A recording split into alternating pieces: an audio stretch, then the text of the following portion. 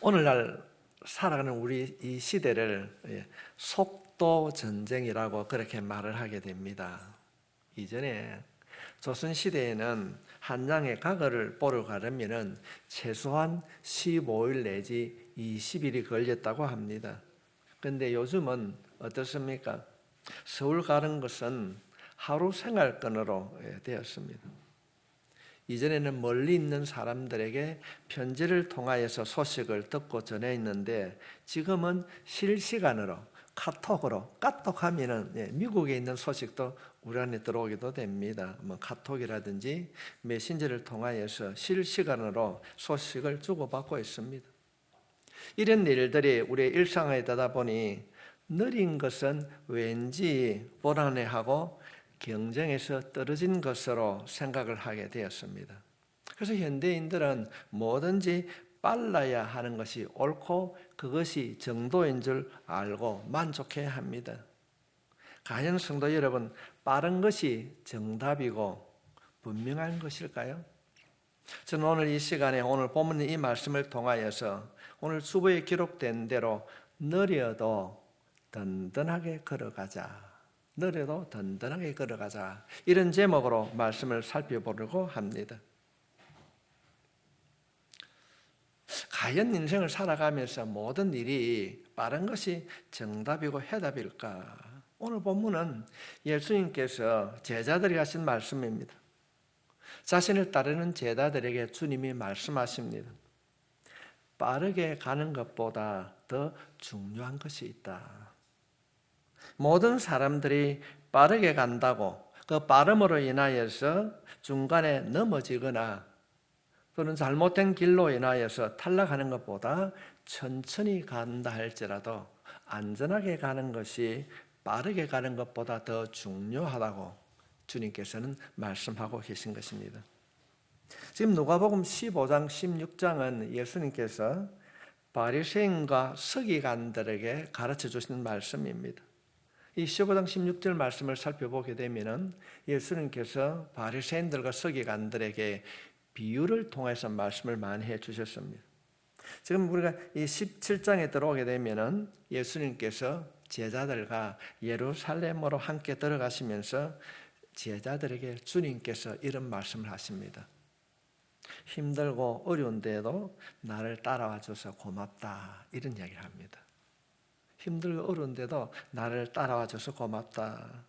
그런데 내가 너희들에게 꼭 부탁하고 싶은 말이 있는데 이 길을 힘들고 어려워도 끝까지 완주해 주었으면 좋겠다고 주님이 제자들에게 부탁하는 내용입니다. 중간에 어떤 일로 인하여서 넘어지거나 낙오하는 자가 되지 말고 제자의 삶을 완주해 줬으면 좋겠다.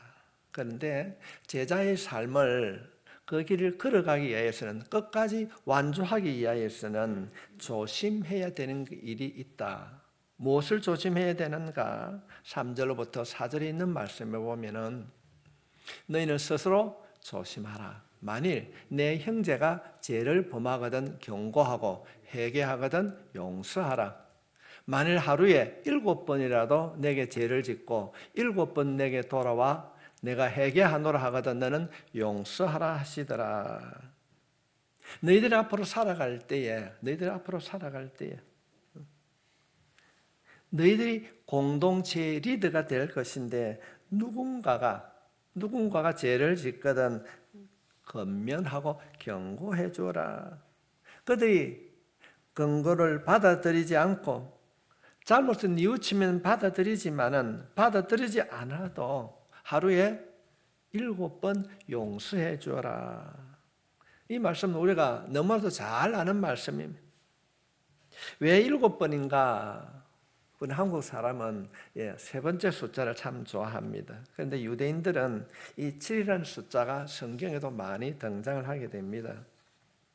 그런가 하면 한국 사람들은 4라는 숫자를 참 싫어합니다. 유대인들은 7이라는 숫자가 완벽한 숫자이기 때문에 모든 것을 완벽하게 다 이루었음을 상징할 때는 7이라는 숫자를 사용하신 것입니다. 예수님이 오늘 7번 용서했는데 안 되면 내일 또 7번 용서해 주라. 안 되면 그 다음 날도 용서해 주라.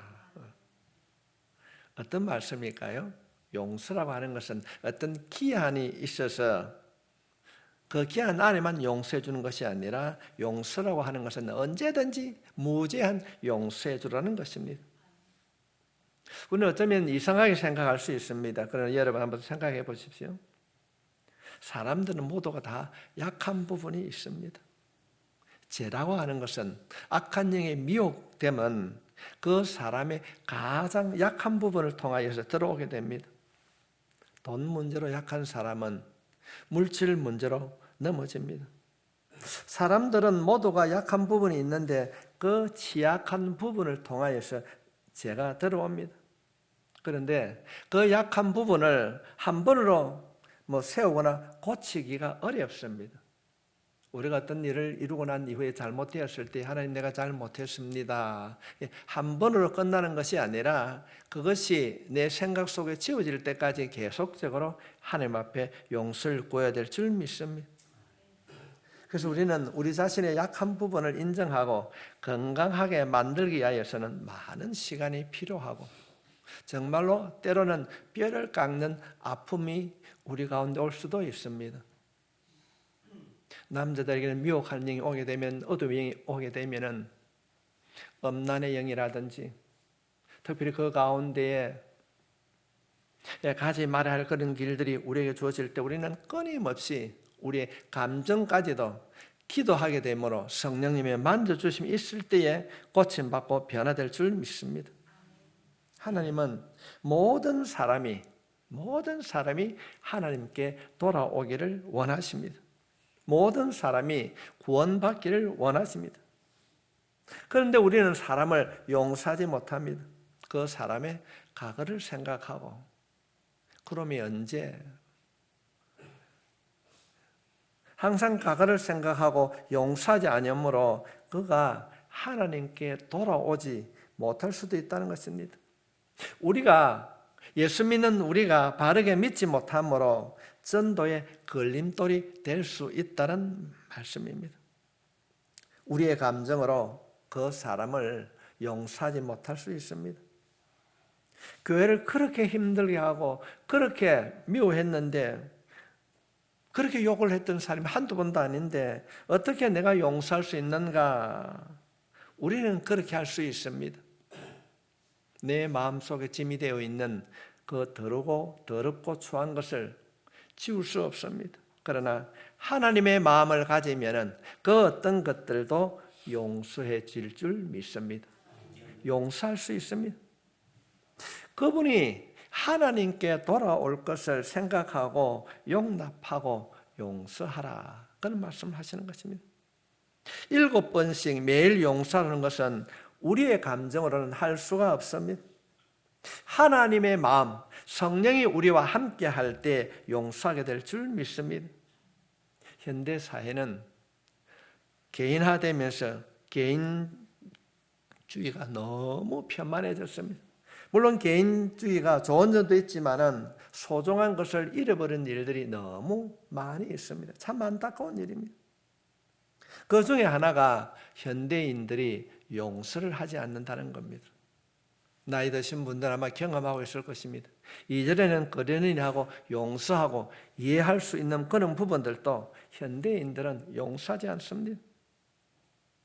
정말 이전에는 용서가 있었습니다. 말은 너무 잘합니다. 민족주의, 공정한 사회 말하면서도 한 번만 실수하면은 요즘은 SNS인가 그를 통하여서 여론몰이를 합니다. 누가 어떻다더라. 일어설 수 없도록 낙인을 찍어버립니다. 용서와 간용을 잃어버렸습니다. 사회를 정화시키고 변화시키는 것은 어떤 규제와 판단이 아니라 용서일 것입니다. 채찍보다는 사랑이 사람을 변화시킬 줄 믿습니다. 제가 말씀을 전하면서 2018년도인가 제가 한 말씀을 전하였습니다. 2017년도에 부산에 사하경찰서에서 일어났던 일들입니다. 그 내용이 경로당 도둑과 3만 원의 사랑이라고 부산일보의 신문에 기재되기도 했습니다. 경로당에 도둑이 들어왔는데 돈을 훔쳐가는 것이 아니라 밥을 훔쳐먹고 가는 거예요. 계속 훔쳐가는 거예요. 몇 달 동안.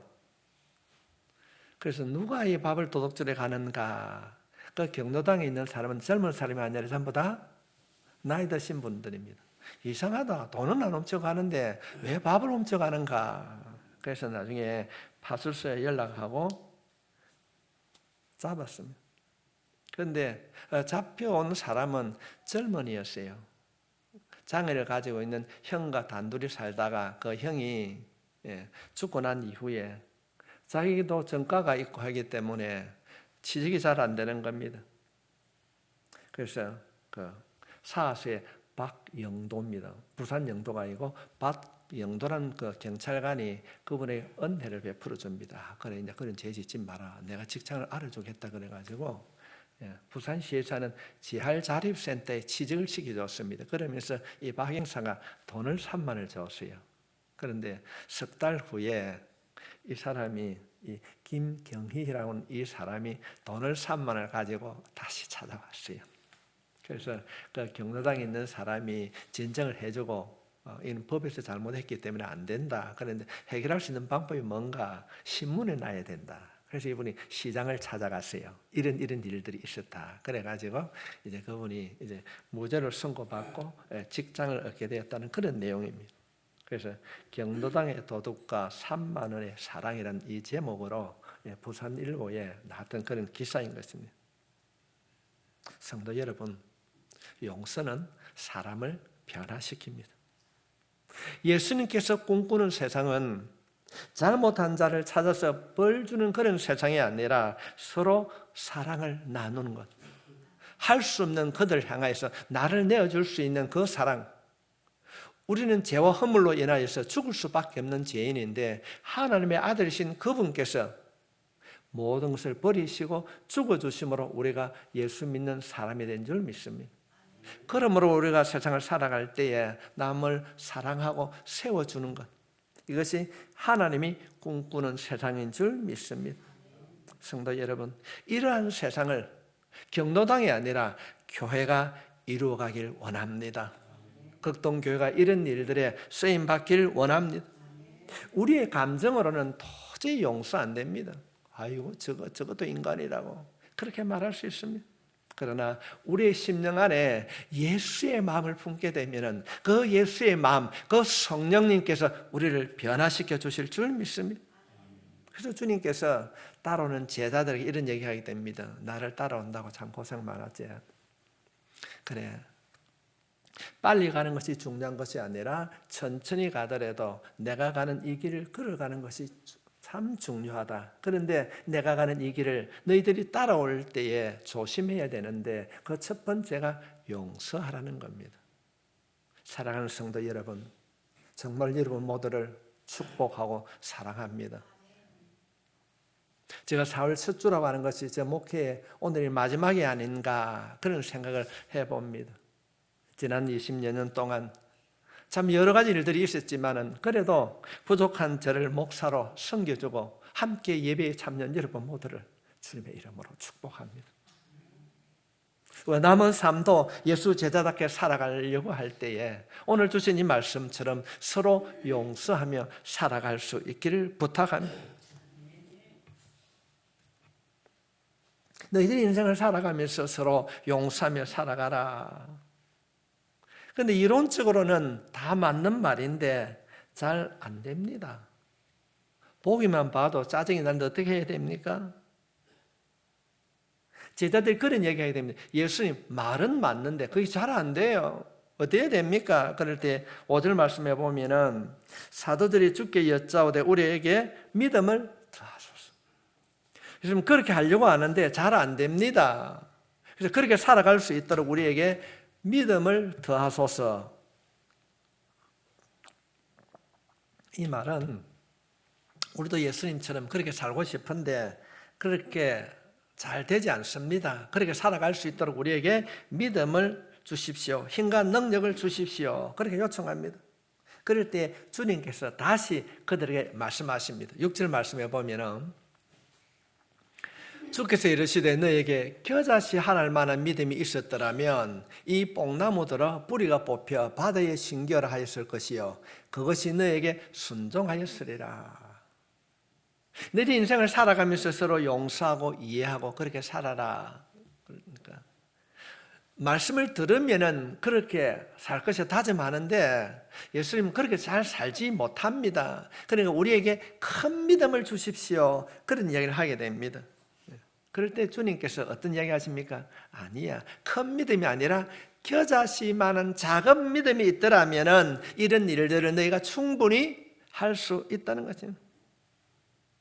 이 제자들은 주님께서 용서하며 살라고 하는 주님의 그 말씀에 그렇게 잘 안 됩니다. 어째야 됩니까? 우리에게 큰 믿음을 주십시오라고 했을 때 주님께서 하신 말씀이 겨자씨 같은 믿음만 있더라도 너희들은 할 수 있다. 이 작은 너희 안에 있는 이 작은 겨자씨 같은 이 믿음을 가지고 행하면은 순종하면은 너희들이 할 수 있다는 것입니다. 할 수 있습니다. 우리는 여기서 중요하게 살펴봐야 됩니다. 대부분의 사람들이 믿음이라고 했을 때 이 믿음을 양으로 생각합니다. 하나님 우리에게 큰 믿음 주십시오. 믿음에는 큰 믿음, 작은 믿음이 있는 것이 아닙니다. 좋은 믿음은 양이 많은 것으로 생각합니다. 그래서 기도하면서 하나님 나에게 믿음을 더하여 주십시오. 믿음을 갑절로 주십시오. 능력을 갑절로 주십시오. 성도 여러분, 엄밀히 말하면은 그 기도는 잘못된 기도, 기복적인 기도인 것입니다. 주님이 원하시는 그 믿음은 분량이 많고 오래 믿고 직분이 있는 것을 원하는 것이 아닙니다. 주님은 믿음을 양으로 분류하는 것이 아닙니다. 진실된 믿음입니다. 많은 말에 미사오구가 중요한 것이 아니라 한마디라도 주님 나를 용서해 주십시오. 내가 죄인입니다. 진실된 우리의 믿음이 하나님께서 응답하시고 보고 계신 줄 믿습니다. 예수님은 믿음을 양으로 분류하는 것이 아니라 질적으로 분류합니다.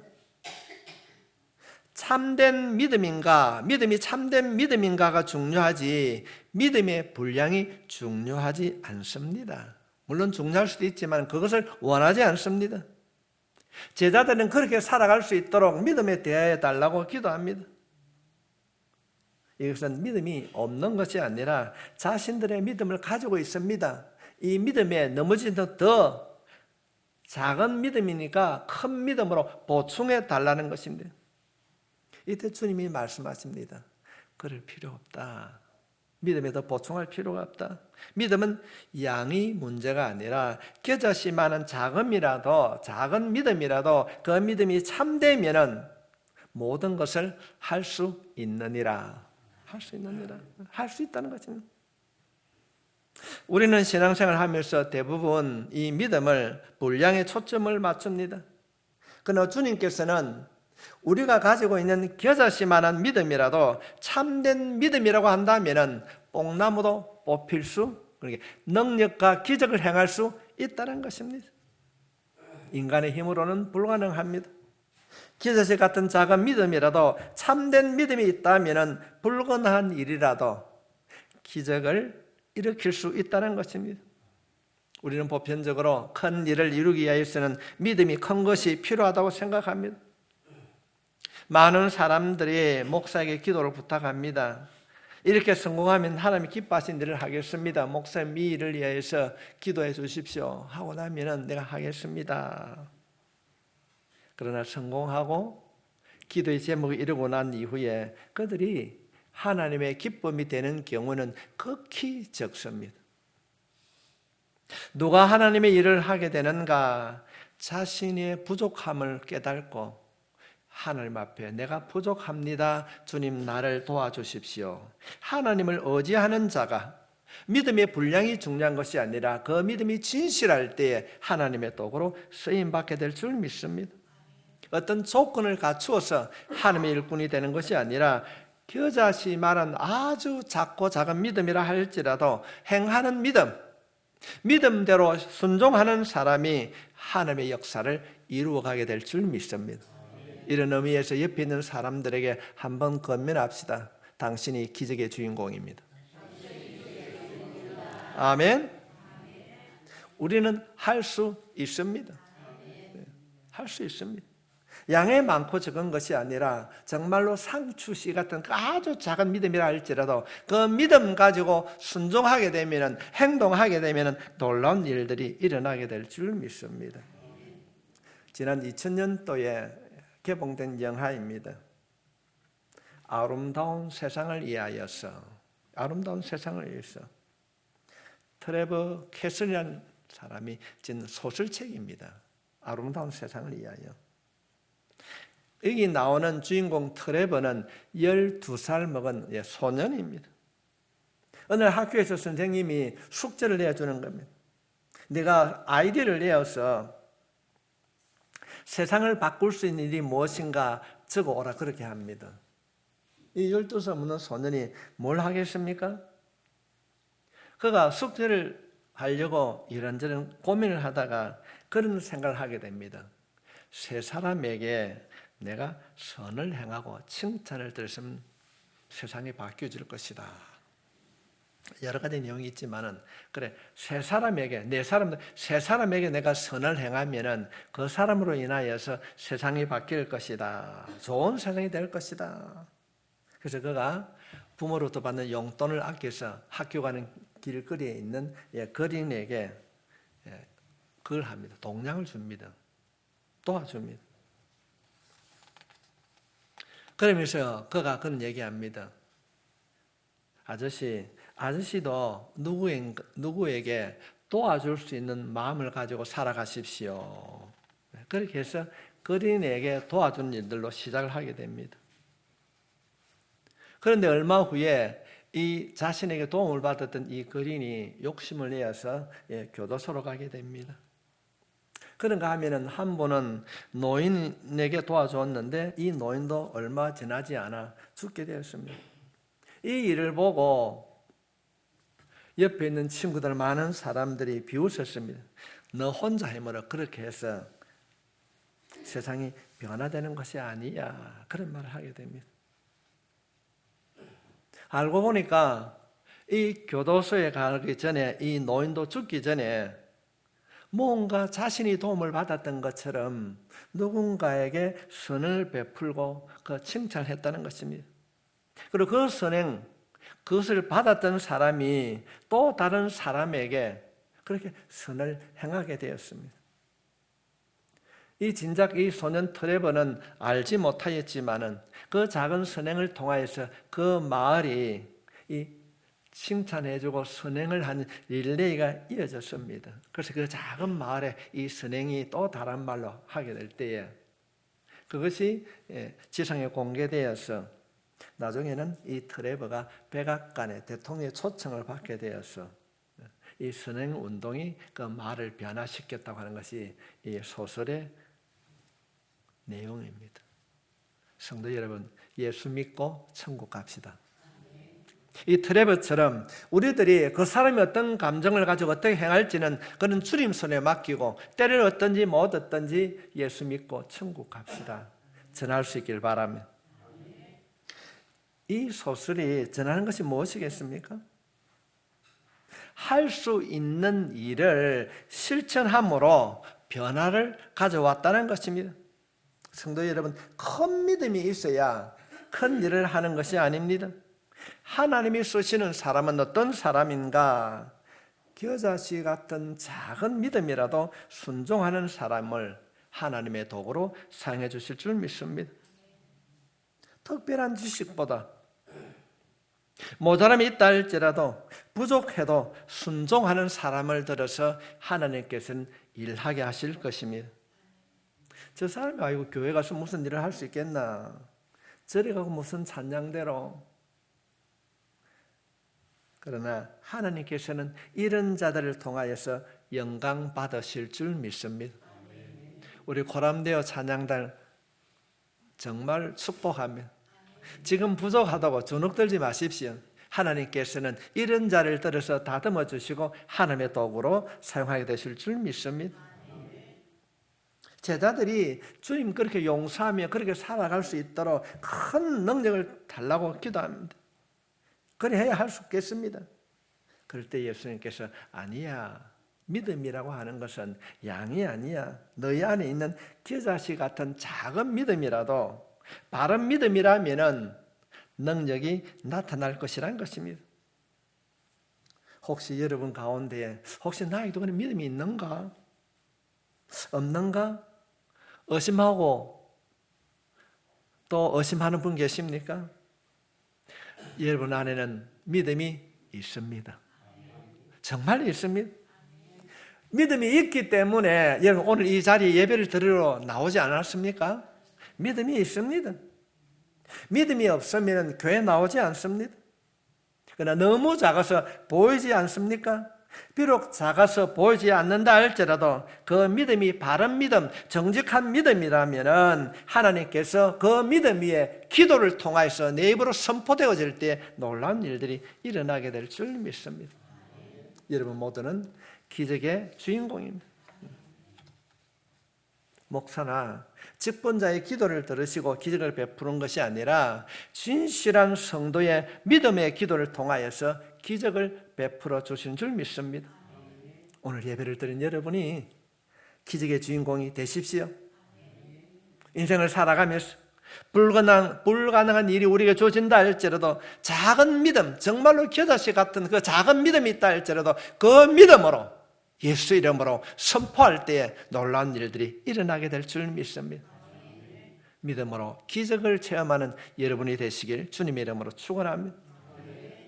예수님께서 형제들을 따르는 자기 제자들에게 그렇게 말씀하시고 마지막으로 이런 질문을 하게 됩니다. 7절 말씀을 보면은 너희 중에 누구에게 밭을 갈거나 양을 치거나 하는 종이 있어 밭에서 돌아오면 그들을 곧 와 앉아서 먹으라 말할 자가 있느냐?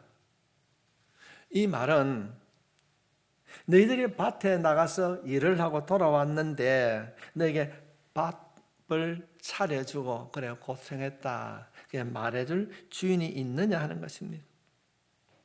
종들은 밖에 나가서 온종일 일을 하고 돌아와도 자신을 나타내지 않습니다. 당연한 것으로 받아들입니다. 오히려 종들은 주인을 위하여서 일을 하게 됩니다. 누가복음 17장 10절 말씀에 보면은 이와 같이 너희도 명령받은 것을 다 행한 후에 이르기를 우리는 무익한 종이라 우리가 하여야 할 일을 한 것뿐이라 할지니라. 지금 예수님께서 마지막으로 당부하는 말씀이 너희에게 맡기신 그 사명을 감당한 후에 내가 일을 마치고 왔는데 내가 수고를 했는데 내 수고를 알아주지 않는다고 대접해 주지 않는다고 투정 부르지 말라는 것입니다. 내 자신의 수고를 자랑하지 말라. 좀 어려운 말로 하면 농공행상을 하지 말라. 그런 말씀인 것입니다. 성도 여러분, 기독교는 군림하는 종교가 아닙니다. 기독교는 섬기는 종교인 것입니다. 우리들이 복음서를 살펴보면 예수님의 제자들은 예수님이 유대인의 왕으로 될 것을 은근히 기도하고 있었어요. 예수님이 왕이 되면은 내가 이렇게 해야지. 어떤 분은 자기 아들을 이런 자리에 앉혀달라고 말하기도 합니다. 예수님이 왕이 되면 내가 어떤 자리에 앉을 것인가 제자들이 자리 다툼을 하는 장면도 있습니다. 예수님께서 이 사실을 아시고 말씀하십니다. 자신을 알아달라고 자신의 공로를 앞세우지 말라고 합니다. 우리는 사람이기 때문에 칭찬을 받고 싶어 합니다. 그리고 대접받고 인정을 받으려고 합니다. 이것은 인간의 본능입니다. 이것을 신앙생활 하는 사람들이 조심해야 됩니다. 혹시 그런 때 그런 일들을 맞이하게 되면은 여러분이 꼭 그 자리에서 벗어날 수 있기를 바랍니다.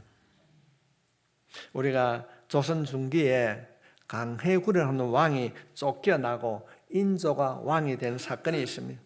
그래서 인조 반정이라고 말을 하기도 되는데 인조가 강해군을 쫓아내고 인조가 왕이 오르게 한 사람들을 그 충신이라고 합니다. 그 충신의 목록을 따라서 그 뒤에 사람들이 자리를 가지게 됩니다. 그래서 충신 목록이 발표됩니다. 그 중에 막판에 인조를 도운 사람처럼 꾸며서 왕의 측근이 되는데 그 왕의 최측근으로 앉은 사람이 김유라는 신하가 있었습니다. 실제로 한 일은 없는데 약삭 빠르게 사람들의 이간질을 잘함으로 그가 1등 공신이 되었습니다. 그리고 자기 아들을 2등 공신으로 만듭니다. 그런데 진짜로 고생하고 수고한 사람은 이갈이라고 하는 사람이었습니다. 그런데 이 사람을 김유라고 하는 사람이 저변방으로 자천식입니다. 평안도 한직으로 밀려나게 됩니다. 진짜 밀려나가 보니까 가짜가 득세를 하게 되니까 이 이갈이는 사람이 너무 억울한 거예요. 요거 봐라. 너희들이 어찌 가짜가 진짜를 밀어낼 수 있는가. 그래서 그가 12,000명의 군사를 가지고 반란을 일으킵니다. 그러나 그 군사를 가지고 경성에 입성하지만은, 한양에 입성하지만은 실패하게 됩니다.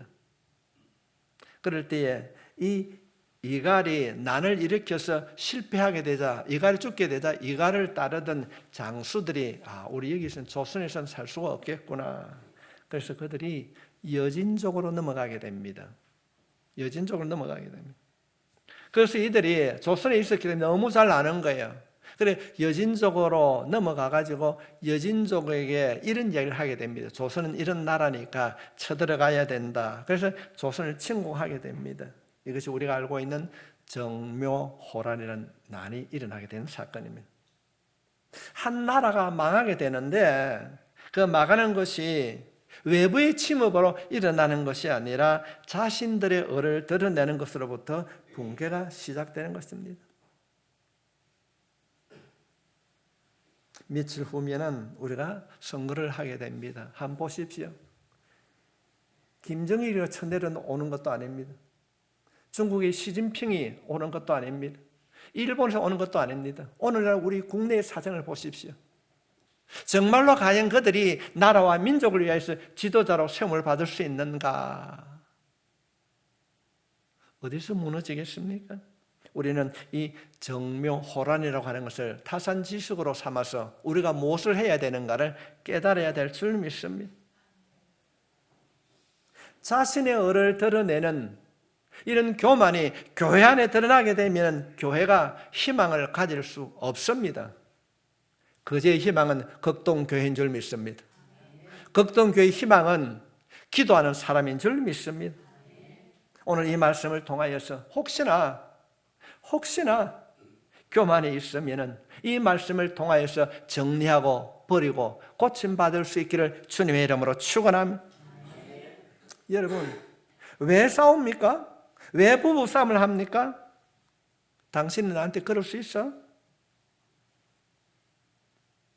뭘 조금 기다리면 되지. 왜 싸울 거요? 아내는 아내, 남편은 남편 중심, 자기 중심으로 돌아가게 될 때 싸움이 시작되는 것입니다. 눈이 중요하고 귀가 덜 중요한 것이 아닙니다. 우리의 신체는 있는 그 자체로 모두가 다 중요한 것입니다. 여러분 마음에 섭섭한 마음이 들고 남편이 미워 보이고 아내의 잔소리가 싫어지면은 내 마음에 뱀이 찾아왔는가 보다, 사탄이 찾아왔는가 보다 하고 기도할 수 있기를 바랍니다. 그래 해야 됩니다.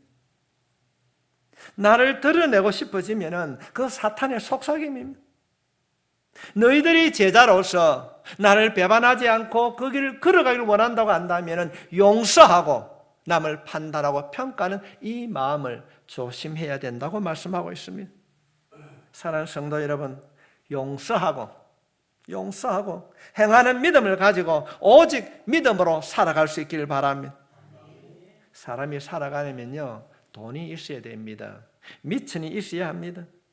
돈이나 지식이나 인맥이 있어야 합니다. 그러나 그리스도인의 돈이요 인맥이요 재산은 믿음인 줄 믿습니다.